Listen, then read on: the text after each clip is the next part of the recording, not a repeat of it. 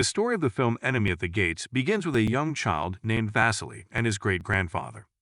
His great-grandfather teaches him to use a sniper rifle with great skill, and they are in a cold Russian region. There his grandfather ties his horse to a post so that a wolf comes towards them, and they aim at the wolf. Vasily is hesitant and frightened, and cannot bring himself to kill the wolf, and the wolf eats the horse. Fast forward to 1942, at the start of World War II, and we see Vasily as a young man who is part of the Russian army. He is one of the soldiers who is sent to face the Nazi German army. The Russian army is traveling by train to the city where the Germans are located. Meanwhile, soldiers were removing women and children from the train as other soldiers boarded it. The German forces, led by Hitler, had managed to take control of Europe and had seized all of its oil resources.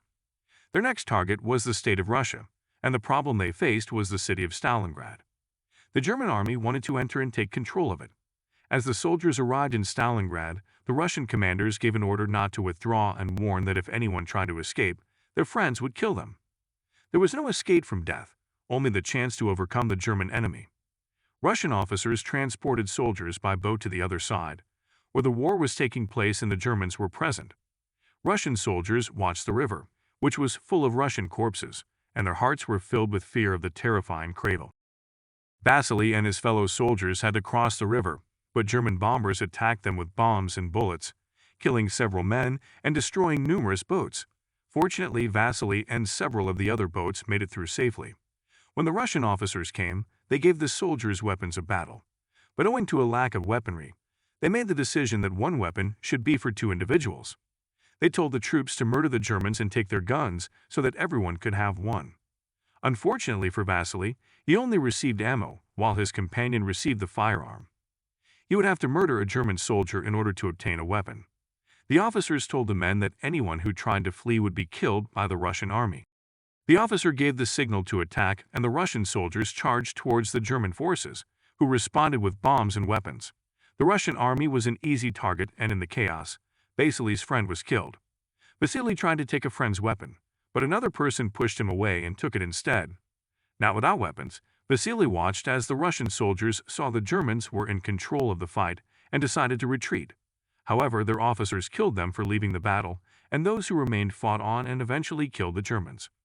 When the battle was over, the German forces had taken control of Stalingrad, and the city was littered with the corpses of the fallen Russians, with birds picking at the dead bodies. Meanwhile, a speeding car came and German soldiers shot at it in an attempt to stop it, but the car overturned and a Russian man emerged. His name was Danilov, and he was in charge of the Russian army newspaper. Before the German forces reached him, he put himself among the Russian corpses in order to delude the German army into thinking he was dead. When the German forces arrived, they set fire to all the corpses so that no one would be spared alive. Fortunately, Danilov was not hit by any bullets, but he started vomiting due to the stench of the dead bodies. He began to crawl from his position, and then he saw a German officer taking a shower. Danilov took a gun from the corpses and decided to kill the officer.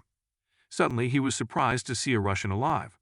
This person was Vasily, and he prevented Danilov from killing the officer, telling him that if he did, the German forces would hear the sound of bullets and come back towards them. Vasily was given the gun by Vasily but was hesitant to use it, as he was worried that the German army would hear the sound of the gunshot. Danilov then told him to wait until a missile hit, so they wouldn't hear the sound of gunfire. Danilov then took the gun and put the bullets that Vasily had taken at the beginning of the battle. He then gave the gun back to Vasily and told him to take charge of killing the German officer. As Vasily took the gun, he saw a car coming with 4 soldiers and a German commander, bringing their number to 5 people. Vasily aimed at the commander, and when he heard the sound of the missile, he killed the commander. No one heard the sound of the bullet, so he killed another person after hearing the sound of a missile. However, one of them saw Vasily, and he fell down and threw a bomb at them. The silliest reaction to the situation was seen when Vasily, a soldier representing the leader Stalin, saw Vasily standing and aiming at the last person who was trying to run away. Instead of trying to help the person escape, Vasily was impressed and killed him on the spot. This act of bravery earned Vasily recognition, and Danilov wrote an article in the newspaper, putting his name in it as a hero. Meanwhile, civilians were trying to board boats to cross the river to escape the battlefield, but the Russian soldiers were blocking them from doing so, leading Khrushchev to be angry with the commander for sending Russian soldiers and having them killed by the Germans. Khrushchev told the commander that if Stalin found out what he had done to the soldiers, he would execute him and advised him to take his own life with a pistol before Stalin could do it in a much worse way. When Khrushchev left the commander's room, the soldiers heard a shot and knew that the commander had killed himself. Khrushchev then asked the officers to come up with an idea to raise the morale of the Russian soldiers in order to fight the Nazi Germans before occupying the city of Stanograd. Danilov suggested that they should encourage and support the soldiers and promote those who had fought bravely. Khrushchev liked the idea and decided to implement it. Danilov then returned to the military printing press and published an article about Vasily and the method he used to kill the Germans with accuracy and skill. Finally, Danilov went to Vasily. "We are glad to notify you that you have been chosen as the committee's chairman." Vasily and Danilov were pleased to receive the news, especially after the ridiculous Vasily narrative had been published in the press. Everyone was raving about Vasily's bravery, how he killed 33 Germans and caused the resignation of 13 German leaders. Vasily was aiming for a German commander and was about to shoot when a youngster came and confused him, stopping him from murdering the leader. Sasha was the name of this youngster, a Russian lad who admired Vasily's bravery. He brought Vasily to his house, where his mother praised Vasily's bravery and valor. Meanwhile, there was a knock on the door of the house, so Sasha's mother quickly turned off the light and the silly heights. It was Danilov's friend who knew he was there and came to him. He told Danilov that the miners had sent him letters and asked him to write his name after theirs. While Danilov was writing letters, a beautiful girl named Tanya entered. Her mission was to protect civilians from German soldiers. When Danilov saw the girl for the first time, he liked her, but Tanya admired Vasily and his heroic story. Tanya was Sasha's family's neighbor, and she had studied German and was fluent in it. We move on to the German army, which had sent its invitation to the most skilled sniper in existence, and his name was Quinn. When he arrived, the commander of the German military headquarters met him and informed him that there was a Russian sniper who had killed many of their troops, and told him that he must get rid of him as soon as possible and kill him. The German sniper proceeded with his mission, and news of his success spread quickly. He had killed 5 Russian soldiers with great accuracy and skill. Meanwhile, Vasily was asleep when his friend woke him up and told him of a problem at the storage place. Vasily and 2 others went out to investigate, and when they arrived, Vasily noticed a figure sleeping behind a window and aimed his gun at it. His other companions stayed below, but when they arrived they discovered that it was not a person, but a puppet. It was an ambush, and their friend, who had stayed below, was killed by the German sniper. Vasily noticed a cigarette on the ground and realized that someone else was present.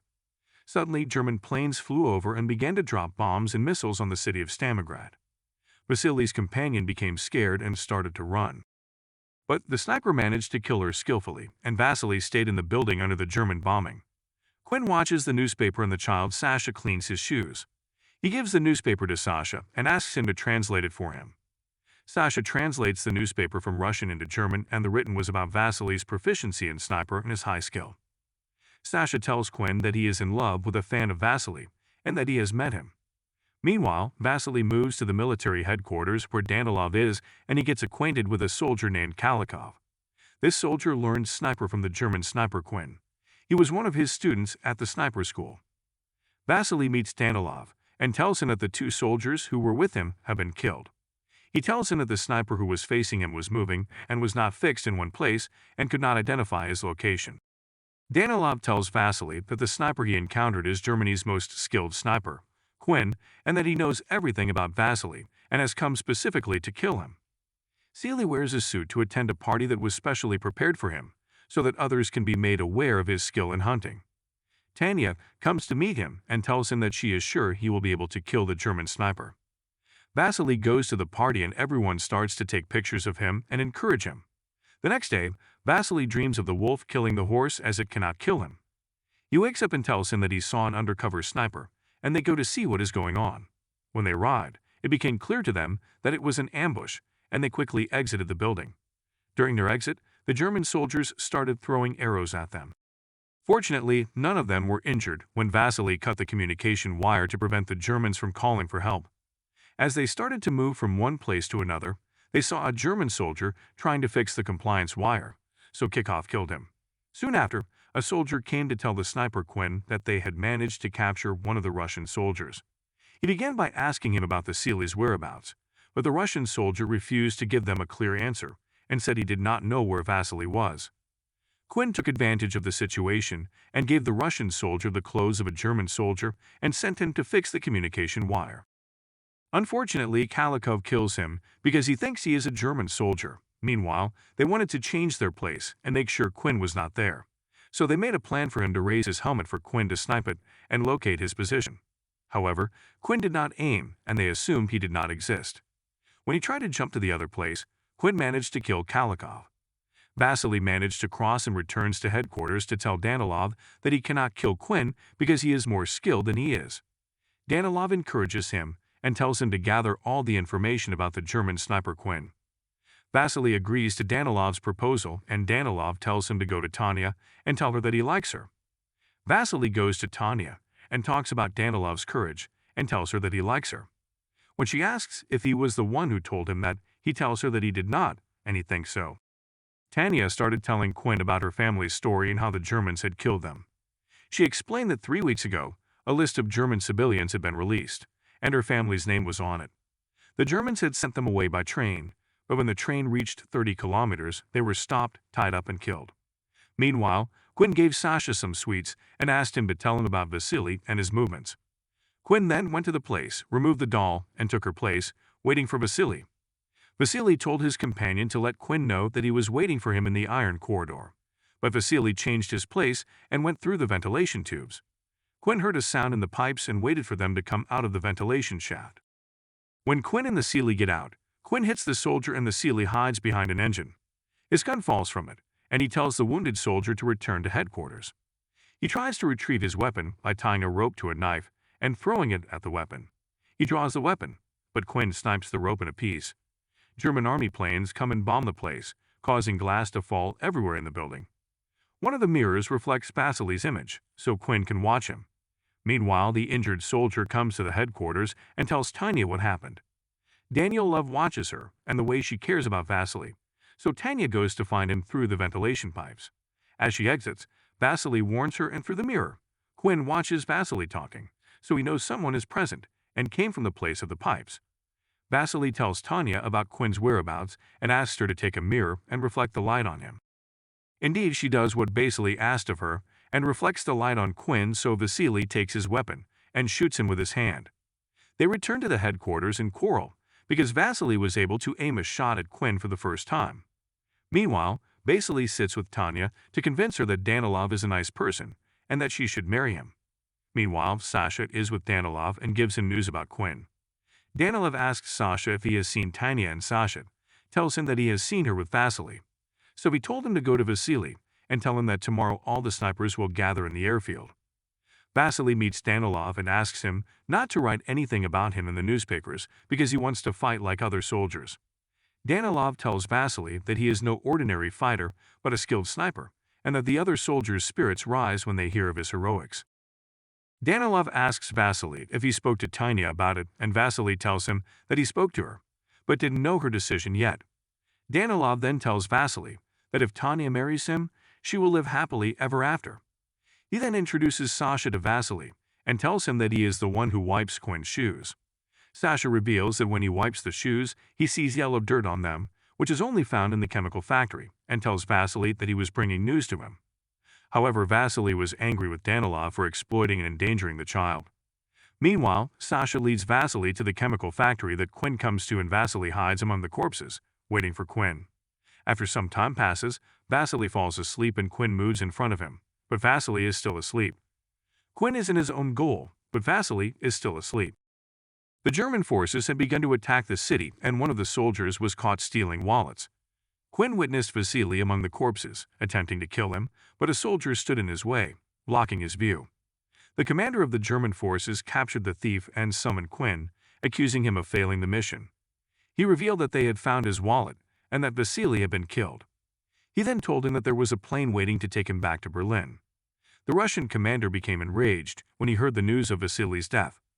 Danilov came and told him that Vasily was still alive, but the commander insisted that the army's morale would drop if the hero Vasily's death was made public, and ordered Danilov to publish a picture of Vasily in the newspaper.